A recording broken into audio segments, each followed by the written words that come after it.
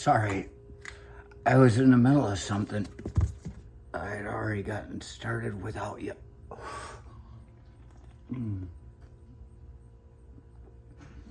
I was seeing this thing, and the motors are running in the distance. Nobody wants to hear what Judas has to say because, well, Judas knows more than they understand. This thing comes up, and it's saying how even before the FBI made public its, and maybe true, it may not be true. It's just the idea, let's say. Even more before the FBI made public that it was going into that poor guy's trailer down in Florida. That poor guy from his cabin, his shack, up in the Garden State,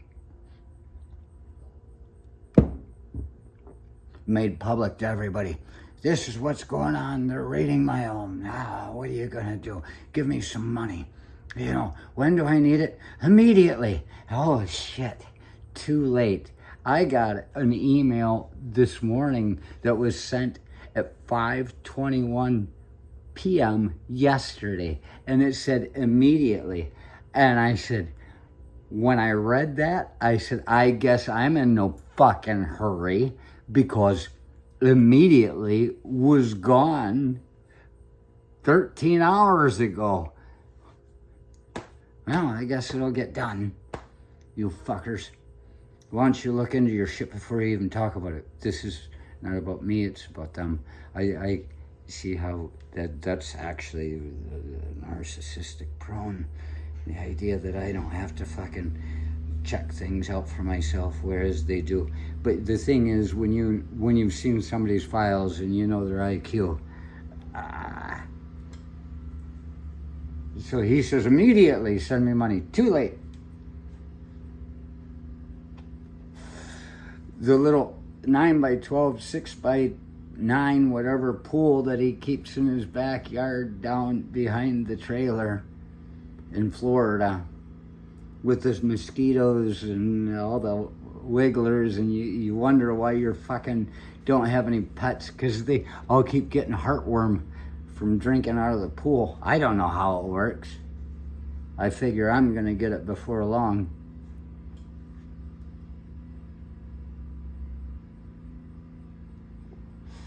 He says immediately, so he's got to replace the pool. Cat keeps jumping on the thing. Yorn just commented to me. I see it over there in the corner. I don't know what he's talking about. Silly Yorn. Yeah.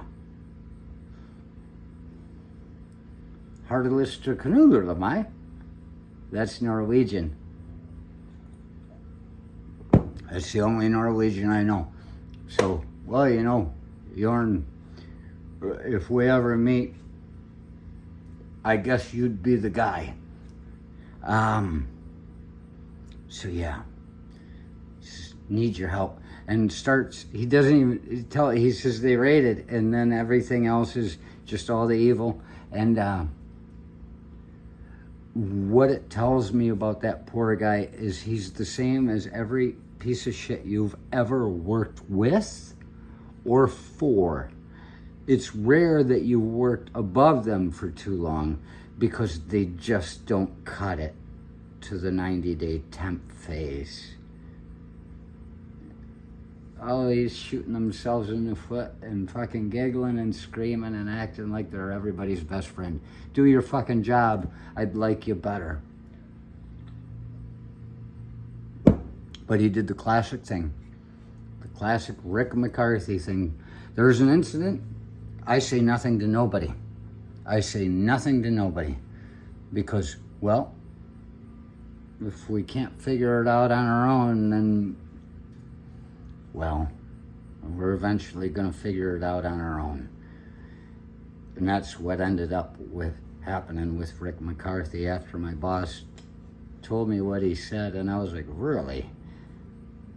And then my boss, my supervisor, you realize I used the boss fleetingly. My supervisor, somebody I respected very much, enough to call a boss. He knew what was going on. He knew what I needed to do. He said, Judas, you have my permission to kick Rick's ass. And I was like, hadn't even thought about it. But that very night, I kicked Rick's ass. And all the while I see Billy Ray Shelton Jr. through his office window on that far wall watching. And I'm like, It was so liberating to be able to just go, I'm not going to get in trouble. I'm not getting in trouble. I've been given permission. I've been given pardon. Now I understand what the people attacking the Capitol, those that really meant it, were doing. They believe this guy is going to let them off once they fucking take care of things. But you know what? They quit. You're not going to get paid by a guy like that, even if you didn't quit.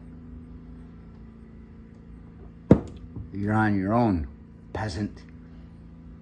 So the thing is, I would never say anything. I don't talk about incidences because I know. And this is what I tell the people that approach me when they do approach me. Maybe it's a ruse of my own, but I believe it to be true because I believe the things I do.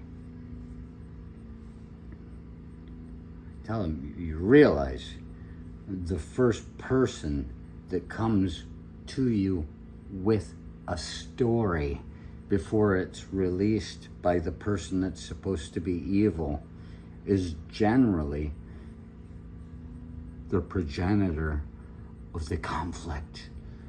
They are the one that caused the problem to begin with.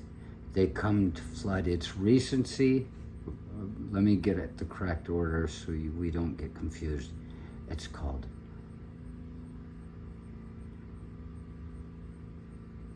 there's recency and primacy effects.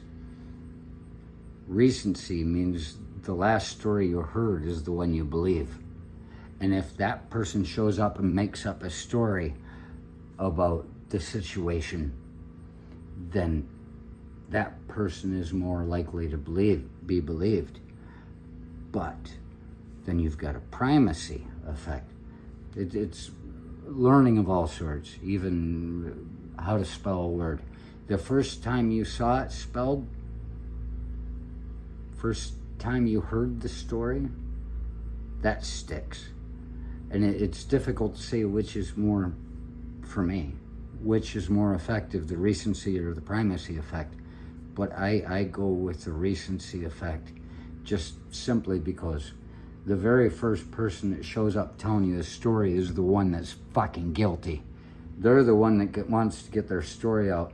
You walk away and don't say a damn thing.